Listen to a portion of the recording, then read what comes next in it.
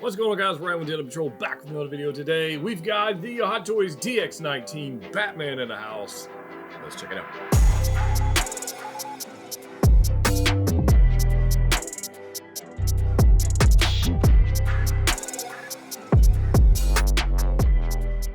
Alright guys, we're back. DX19 is in the house, and I'm actually pretty excited for this one. I have never owned, in fact, I don't think I've ever seen a Christian Bale Batman Hot Toys figure. I don't think I like out of the box. I've seen boxes, but not out of the box.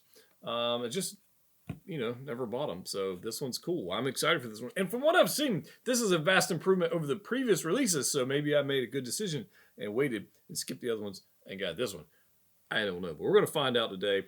I got mine from Pop Collectibles if you're interested to see where I got mine. And they got them in stock. You can check them out in the description below. Right now, if you like day one pre-orders, deliveries, and third-party stuff, they got everything. DX19, nice packaging, honestly. I mean, it's going to end up in storage for me, and I'll never see it again. But it's nice. They did a good job with it. I kind of dig it. A little dark and moody DC vibe. It does have a little slip tray thing going on. That's the outer cover, because we have the inner cover and the box, which is right here, which comes with a very strange accessory. Like this whole key ring deal that looks like a bookmarker. I'm not going to take it out, but it's very strange addition to the box. I mean, we got some other cool ones in the past, like Joker had like playing cards. Maul had like a coin, I think is what he had. The Jack Sparrow, anyway, they had different things.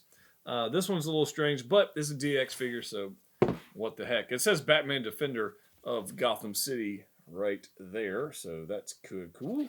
But let's get you out of here, and let's see what we got. So when you open it up, you're going to have the figure. You got two head sculpts, and then underneath this, if I can get this little piece of cardboard out of here, underneath I love these, like, this is the way Hot Toys packaging should be. Honest, I think everybody can agree with me. Put it in the comment section.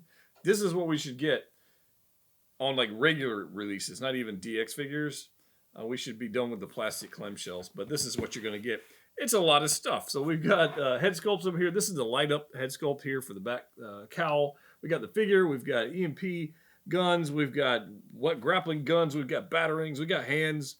And then underneath, we should have a whole nother tray. See if I can get this out of here. Yeah, so we have a cape. We got some batteries. We got a display stand. Got instructions and all that kind of good stuff. So let me go ahead and get all this stuff out of the box. I got all the stuff out of the box, and it actually comes with a decent amount of accessories. We've got a bunch of different head sculpts here, and we've got some batteries we got to deal with, which honestly, I took a... Oh, wait a minute. You guys are probably paying attention to that.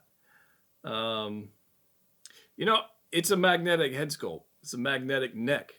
So why not? I mean, could it? Are we crossing universes? I don't know.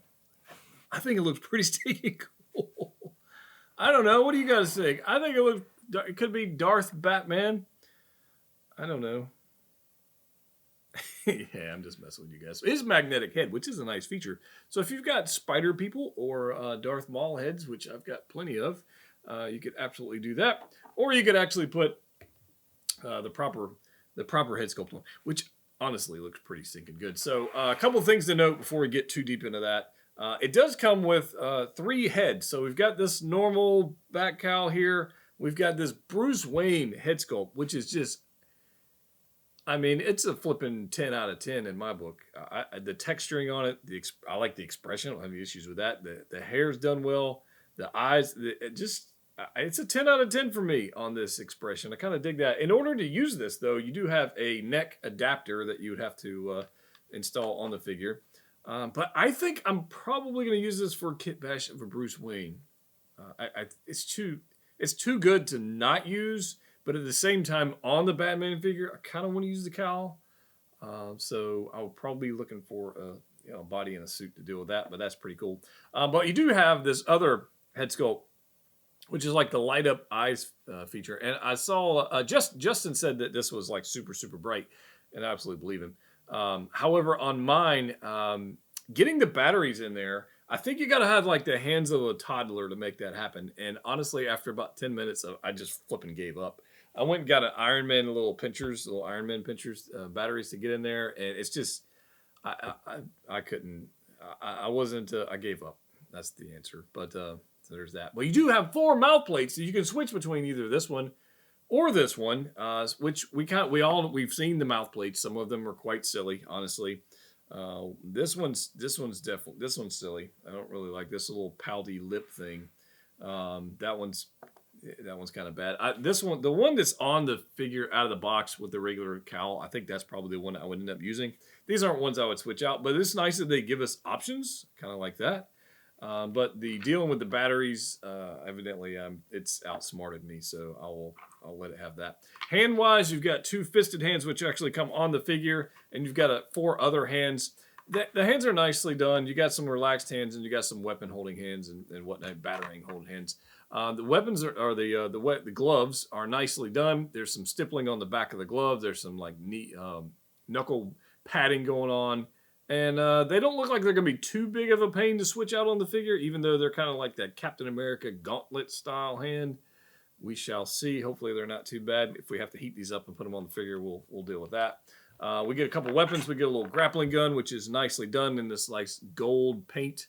And kind of dig that. That's nice. We get another EMP looking deal.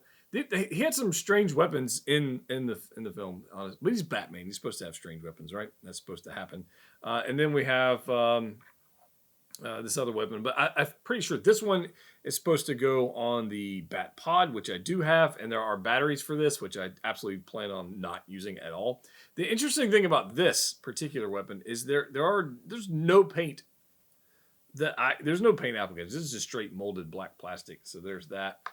We get 3 batarangs. We get some grenades and the neck adapter, which we talked about earlier. So nice, plenty of accessories for a DX figure, I think. But could it have more for a DX figure? Yeah, maybe. I don't know. We'll see. The figure itself, when I first looked at it out of the box, the armor on this thing is gorgeous. It really is. The cape you have to install out of the box because it's in the separate tray, so you have to install that, which is not a big deal. Although I will tell you, having owned some custom wired capes in the past, I think it's going to be necessary in this case again.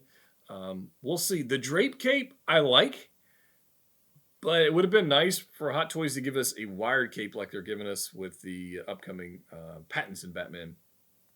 Honestly, you should give us both. They should have given us a wired cape and a drape cape. This one, the material's nice. It does what it's supposed to do, but you're pretty much stuck either adding your own wiring or switching out the cape. So I'm probably going to switch out the cape at a later date. So let me know your favorite Batman's cape creator out there, and maybe we'll pick one up for the channel.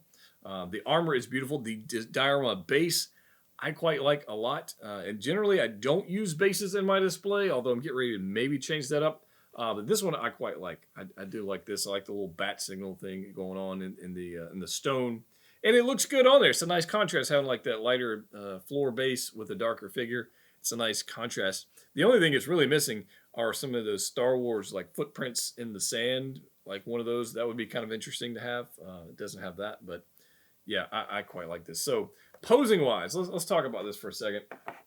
I've spent just a minute with this, posing it, trying to figure out what I can do and what I can't do. With the head being magnetic, there's certain things. What I would definitely recommend if you're posing anything with a magnetic head, pose the figure absent of the head because you're going to end up knocking it off. When you get ready, put it back on. You do have to remove this neck portion of it to put the Bruce Wayne head sculpt on there if you want. But yeah, double jointed everywhere, double joint elbows. So that's nice. I kind of dig that. Double joint knees, which is plenty of range of motion. I don't think I have any issues with that. Like a ridiculous amount of ankle pivot. It's almost Spider-Man-like. It's a lot, honestly. Now here, the ab crunch section of this thing. The belt is free floating, so you kind of got to deal with that kind of floating around while you're trying to pose this guy. But it actually has, for a Batman figure that's rubbery suit material, it actually has a decent amount of ab crunch. So I'm going to kind of get this thing going here. And it's better than That's not a lot, but it's more than I thought it was going to be, right? Torso twist, it's going to be decent. Oh, is there a ratchet in there?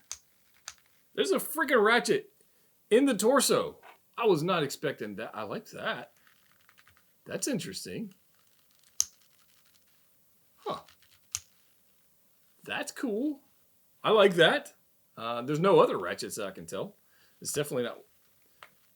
Yeah, I kind of like that. Huh. Legs going up or back. Legs going to go. It's not really going to go all that high. Interesting. Huh. Anyways, I think the armor is beautiful. I like the way it's attached to it. And it does have like these Stormtrooper style shoulder pads. As we raise the arm up, this actually is on an elastic bend right here, and it gets out of the way so you can get the arm up high. I like that. That's a nice touch. I think it's a pretty good looking figure in my opinion. I kind of dig it. So, you know, the question is, what's it gonna look like posed up, and how awesome can we make it look? You know, just not with not too much effort. How much, we'll see. Let's pose it up. All right, so let's talk about this Batman on the Bat Pod. And I must say that there are fewer other things in life that are more frustrating than trying to put a Batman on a Bat Pod. Maybe even more, it's absolutely more frustrating than dealing with the toddler hand battery situation in the other helmet. But like getting him riding on it or just is just, anyways, it's a complete nightmare. And I consider myself to be a somewhat decent poser. But this one's, this particular figure on this particular vehicle, yeah, anyways, this is what we came up with because honestly, after spending way too much time on it, I gave up. So there's that. So if you sometimes have frustrations in posing, you're not alone.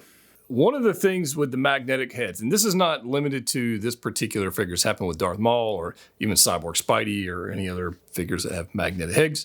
And that is the head, depending on where the magnet's at, it only you cannot, it's not an unlimited range of motion. It's just not. It wants to go where it wants to go, or it just falls off. And that magnetic polarity is just, you're going to be limited to that. I do like it. I like the ability to switch out the heads, but if you want to have them looking to the side or looking up, looking down, your range of motion is going to be a little bit limited depending on what you want to do. Okay. Speaking of range of motion, the elbows on this thing, double jointed elbows, you can see I've got that pulse rifle up there, way up there in that elbow, and it does it just fine. Changing out the hands is considerably a pain in the butt, or getting them to stay on. It's just like if you have a Captain America figure with the gauntlets, very similar. Darth Vader is probably the absolute worst. This is not that bad, but it is something to be mindful of if you want to make sure your hands are securely on there, and you don't want to make sure you stab yourself with the the gauntlets there, because that would suck. But yeah, he looks good, right? I think so. This is probably the only expression I'm going to end up using myself. There's the rifle there, but yeah, he looks good. The suit material is great. I don't really have any issues with that at all. It poses well. The only issue is trying to pose it on the actual bike. But the figure itself poses just fine. I really haven't had any issues with that. But I mean, you can appreciate the level of detail going on in the actual suit material, and it's nice. It's like an undersuit with the pleather rubbery stuff on top of it. So it actually poses pretty well, and obviously the lighting hits it beautifully, as you can see right here. So yeah, I kind of dig it. Here. We'll zoom back out here. We'll get some other poses going on, but I had to do the obligatory on the Bat Pod scene because honestly, it just looks cool. All right, guys, here we go with pose number 2, and this one was pretty simple. One thing I was having difficulty with, and I'm cheating a little bit on this particular pose, is I have the dynamic or the stand in the back. I do have it being supported. However, I removed this thing because it was getting in the way, and also it looked weird. Like if you put this underneath his suit, it has a weird appearance, and it was stopping me from getting the legs closer together for a walking pose. So I just removed this, and he's literally being supported by the stand in the back. And since he's got a cape, you can't flip and see it. So there's that. But I kind of dig this one. Posing wise, he actually poses pretty well for Batman. I remember having the Justice League Batman, the Batfleck one, and I remember that just being a complete nightmare. In fact, I got rid of it after like a week. And this one, I'm quite enjoying, honestly. But let's take a closer look at what we got going on. I am using the display base, which I got to be honest with you, I like. I actually do like that display base a good bit. So I will probably use that in my display. I got a little bit of a walking pose going on here, as you can see. And I've got a batarang in his right hand. And he's kind of getting ready to throw it. And then he's got his left hand kind of moving forward with a fist. And then I left the regular cowl on the head right there. So one thing that is, I think I mentioned earlier about the magnetic head being a little finicky. It still is, but thankfully there is a range of motion in the neck. So you can actually bend the neck down or back or whatever, and then place the head on there in the magnet and then have that looking down. I think it works pretty good. But you guys can let me know in the comment section what your thoughts are. But out of all the Batman figures I have owned, Batman Beyond's probably way up there, one of the favorites. But I like this suit. It has a good visual appearance. It's got mobility. And I like the cape, even though I do wish it was we had an option of a wired cape, which we don't. I do kind of, it drapes nicely. It really does. There's your batarang right there. So I kind of dig this one. Hope you guys do as well. We'll try and do one more pose. But honestly, I'm kind of digging this figure. All right, so let's go ahead and switch out the head sculpt here for the Bruce Wayne sculpt. And I got to say, guys, it's like 10 out of 10. The head sculpt is unbelievable. So I may, for the sake of saving time, I may leave mine in this pose until I'm able to kit bash a Bruce Wayne figure. Because this head sculpt, it's too good to leave in the box. It really, really is. And I got a little creep factor going on here with the cowl. I did remove the mouth plate from the cowl, but it still has the eyes. So that might be somewhat creepy. I don't know. I dig it. I like it a lot. Now, I think on camera it's looking a little short on the neck, but I think that's just because I'm below the figure on the angle of it. But in person, I don't think it's too short at all. But I do like the head sculpt, man. It is stinging good. There's the creepy eyes and the bat cowl there. And then we brought out the grappling gun and just kind of changed up the feet a little bit. The ankles have significant range of motion in it, which can make it a little bit kind of tricky to pose because I won't say they're loose, but they're not super, super tight. I guess that would be the best word for it. But if I had to recommend this Batman figure, out of all the Batman figures I've had, I might like this one the best. The Batman Beyond figure is absolutely beautiful. Totally different style of figure from video game, from a film. This is definitely my favorite of the ones I've personally owned so far. I don't know if that means anything. That's just my opinion. You take it for what it's worth, which may be nothing, but I like this figure. So if you want to pick up one of these, check out Pop Collectibles. That's where I got mine. There's a link in the description below. And I'm trying to decide on the tumbler. It takes up a lot of space, so I'm not quite sure on that one yet. The Bat Pod is nice, even though it's a pain in the butt to pose on, but it does take up a lot less space than a tumbler. So who knows? I don't know. Guys, as always, collect what you like. See you next time.